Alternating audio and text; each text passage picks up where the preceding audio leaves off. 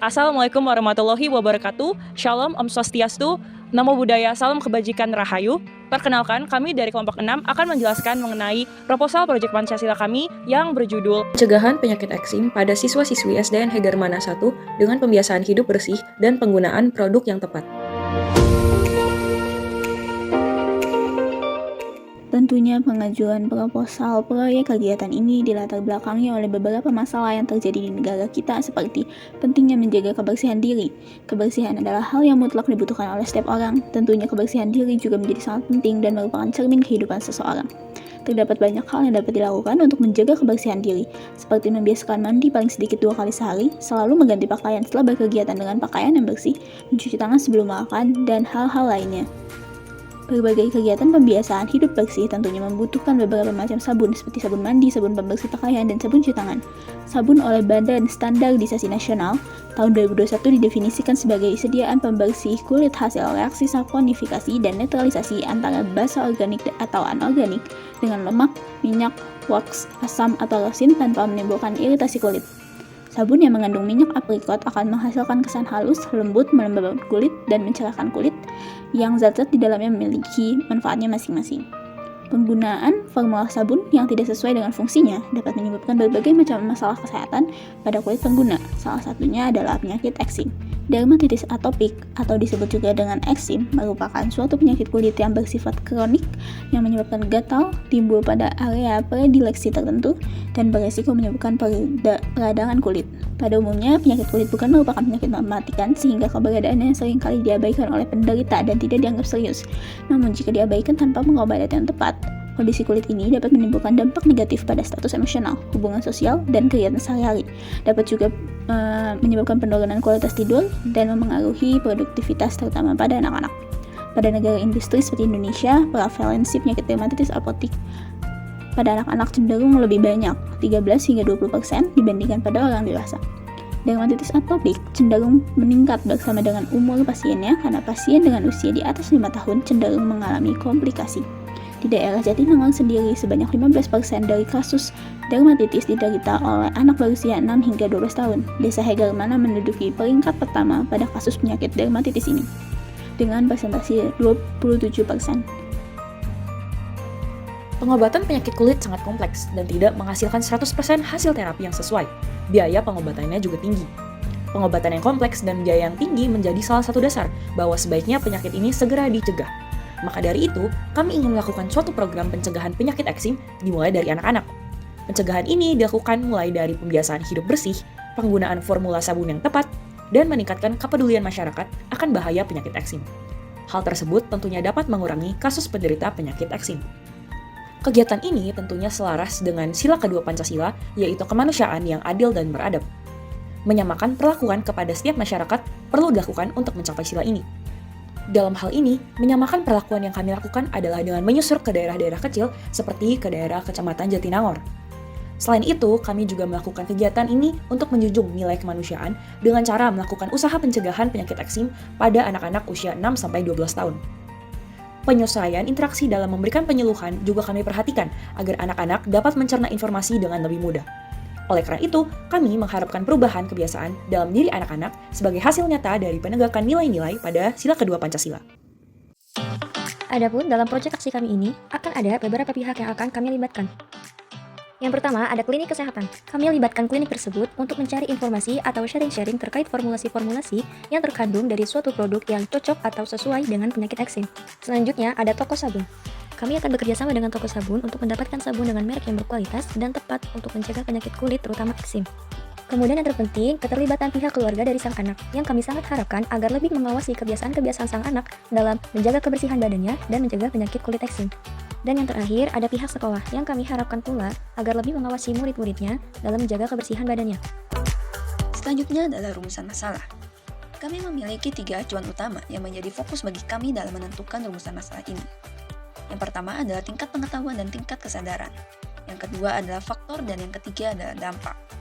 Kemudian, ketiga fokus utama tersebut kami spesifikkan kembali sehingga menciptakan 5 poin rumusan masalah yang akan kami kaji dalam proyek kami ini.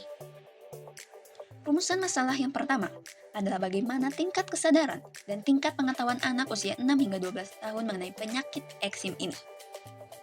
Yang kedua, ada bagaimana faktor lingkungan terhadap peningkatan penyakit eksim pada anak usia 6 hingga 12 tahun. Yang ketiga, ada bagaimana formulasi produk yang digunakan sehari-hari terhadap penyakit eksim pada anak usia 6 hingga 12 tahun. Poin yang keempat, ada bagaimana bentuk keterlibatan sekolah dalam program pencegahan eksim pada anak usia 6 hingga 12 tahun.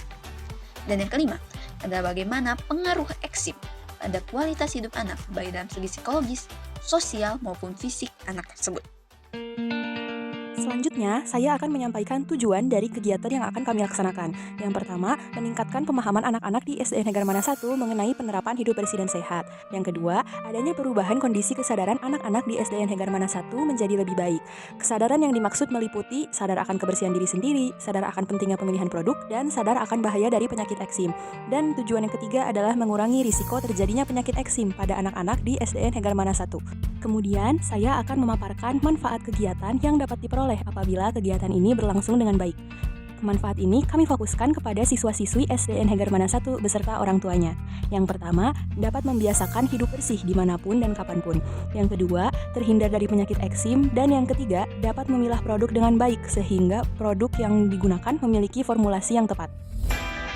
Tentunya kegiatan kami memiliki sasaran masyarakat yang telah kami tentukan berdasarkan berbagai pertimbangan tertentu. Masyarakat sasaran kami adalah siswa-siswi kelas 1 sampai 6 SDN Hegarmana 1 yang memiliki jumlah peserta didik sebanyak 357 siswa.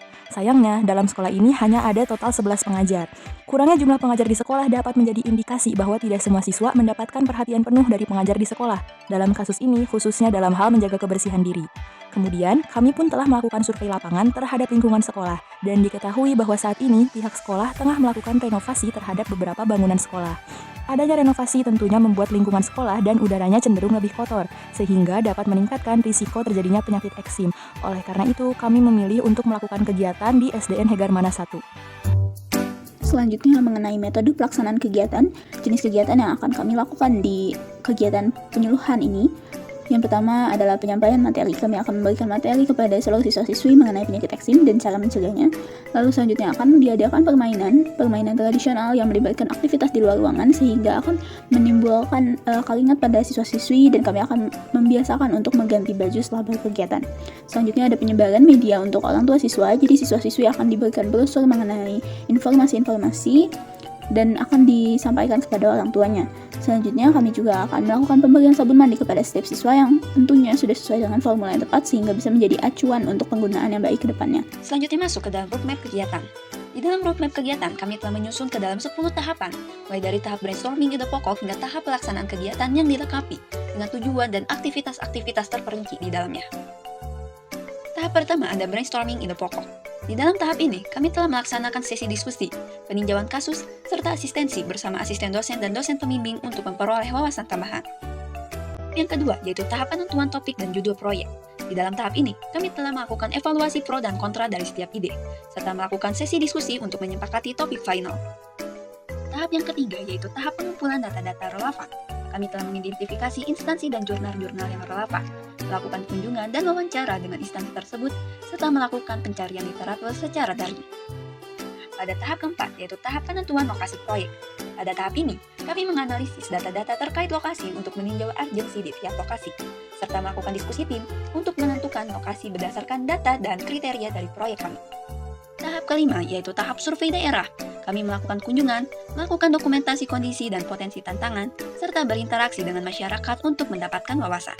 Kegiatan yang keenam adalah kegiatan penyusunan proposal yang meliputi penjabaran data-data relevan yang telah dikumpulkan serta penentuan keperluan kegiatan seperti media dan materi. Kemudian kami menyusun segala rencana kegiatan tersebut secara sistematis. Kemudian tahap yang ketujuh adalah pengajuan proposal yang berisi merevisi proposal berdasarkan feedback dari dosen dan asisten dosen, menyiapkan presentasi proposal, serta menyerahkan draft proposal kepada dosen. Kemudian kegiatan yang kedelapan adalah persiapan pelaksanaan kegiatan yang meliputi pembuatan poster dan video kegiatan, serta memastikan seluruh media dan materi yang diperlukan sudah lengkap. Kemudian tahapan yang kesembilan adalah sosialisasi kegiatan, di mana kegiatan ini belum dapat terlaksana. rencana kami adalah mengadakan acara sosialisasi atau pertemuan dengan masyarakat, serta membagikan brosur atau informasi melalui media sosial agar informasi lebih cepat tersebar. Dan kegiatan yang terakhir adalah pelaksanaan kegiatan yang juga belum terlaksana. Aktivitasnya berisi memastikan semua kegiatan berjalan sesuai jadwal, kemudian mengawasi pelaksanaan dan mengatasi masalah yang muncul, serta mendokumentasikan kegiatan untuk laporan akhir. Berikut saya akan memaparkan rangkaian jadwal kegiatan proyek aksi kami ini. Penyusunan proposal yang telah kami laksanakan pada tanggal 4 sampai dengan 22 Agustus. Terdapat 3 kegiatan dalam proses penyusunan proposal ini, yaitu asistensi yang telah kami lakukan sebanyak 6 kali, 3 kali dengan asisten dosen dan 3 kali dengan dosen. Yang kedua ada pembuatan poster dan yang ketiga ada pembuatan video. Selanjutnya pengajuan proposal pada tanggal 23 September, estimasi penerimaan proposal pada tanggal 28 September, pencetakan brosur pada tanggal 8 Oktober, pelaksanaan kegiatan pada tanggal 14 sampai dengan 16 Oktober, dan yang terakhir ada penyusunan hingga penyerahan laporan pada tanggal 17 hingga 23 Oktober.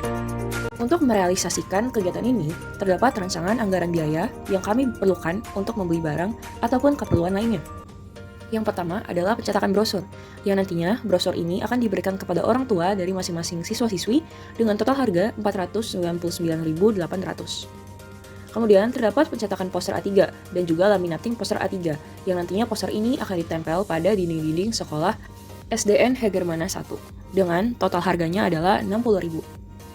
Yang keempat, terdapat sabun mandi cair 100 ml yang nantinya akan diberikan kepada anak-anak yang berpartisipasi aktif dalam permainan dengan total harga Rp600.000. Yang kelima, terdapat kaos yang nantinya akan diberikan juga kepada anak-anak yang berpartisipasi aktif dalam permainan sebagai percontohan untuk melakukan kebiasaan mengganti baju setelah bermain dengan total harga Rp600.000. Yang keenam, terdapat tempat pensil yang nantinya akan diberikan kepada anak-anak yang memenangkan permainan dengan total harga Rp36.000. Yang ketujuh, terdapat botol minum yang nantinya juga akan diberikan kepada anak-anak yang memenangkan permainan dengan total harga Rp60.000. Dan yang terakhir, ada buku tulis binder yang nantinya akan diberikan juga kepada anak-anak yang memenangkan permainan dengan total harga Rp90.000. Total dari harga barang-barang yang diperlukan ditambah dengan dana darurat 10% adalah Rp2.140.380. Selanjutnya, saya akan menyampaikan kesimpulan berdasarkan apa yang sudah saya dan teman-teman saya jelaskan sebelumnya. Pembiasaan hidup bersih seperti mandi, mengganti pakaian, mencuci tangan merupakan hal yang sangat penting. Menjaga kebersihan diri dapat mencegah salah satu penyakit kulit yaitu eksim. Dermatitis atopik atau eksim merupakan suatu penyakit yang menimbulkan rasa gatal, timbul pada area tertentu, dan berisiko menyebabkan peradangan kulit. Pengobatan yang dilakukan sangat kompleks dan membutuhkan biaya yang cukup tinggi, sehingga lebih baik jika kita dapat mencegahnya terlebih dahulu. Tingginya kasus penderita penyakit eksim oleh anak-anak pada rentang usia 6 hingga 12 tahun di desa Hegermana membuat kami ingin melakukan program penyuluhan pencegahan penyakit eksim di desa tersebut. Program ini selaras dengan sila kedua Pancasila karena perlu dilakukannya kesetaraan perlakuan terhadap kesehatan setiap masyarakat. Penyesuaian interaksi juga perlu diperhatikan agar informasi dapat diterima dengan baik. Melalui kegiatan ini, kami mengharapkan adanya peningkatan kebiasaan hidup bersih, perubahan kondisi kesadaran masyarakat sasaran, penggunaan produk dengan formulasi yang tepat, dan tentunya masyarakat terhindar dari penyakit eksim. Sasaran kegiatan kami adalah seluruh siswa-siswi kelas 1 hingga 6 SDN Hegermana 1. Dalam kegiatan ini, kami akan menyampaikan materi mengenai penyakit eksim, melakukan kegiatan permainan yang melibatkan aktivitas fisik, menyebarkan media informasi untuk disampaikan ke orang tua, dan pemberian sabun untuk siswa-siswi yang bermain. Terdapat susunan kegiatan mulai dari perencanaan, pelaksanaan, hingga laporan yang akan kami laksanakan seiring jalannya waktu. Rencana kami mengadakan kegiatan ini pada tanggal 14 hingga 16 Oktober 2024. Tentunya kegiatan ini membutuhkan biaya untuk mendukung kesempurnaan pelaksanaan kegiatan sejumlah Rp2.140.380. Berikut juga kami sertakan beberapa media yang akan menjadi luaran dari proposal kami dan juga beberapa dokumentasi lokasi sasaran kegiatan kami yaitu SDN Hegermana. Selanjutnya, luaran kegiatan. Pada luaran kegiatan ini, kami telah membuat satu buah video, satu buah PowerPoint yang akan sangat mendukung kami dalam proses penyampaian materi di acara sosialisasi kegiatan. Kami pula telah menyiapkan 2 buah poster, yaitu satu poster untuk kegiatan pameran tapak liman dan satu poster kegiatan yang berisi segala informasi mengenai acara. Dan yang terakhir, kami telah menyiapkan desain brosur, di mana brosur ini akan menjadi kunci dalam melaksanakan acara surat cinta.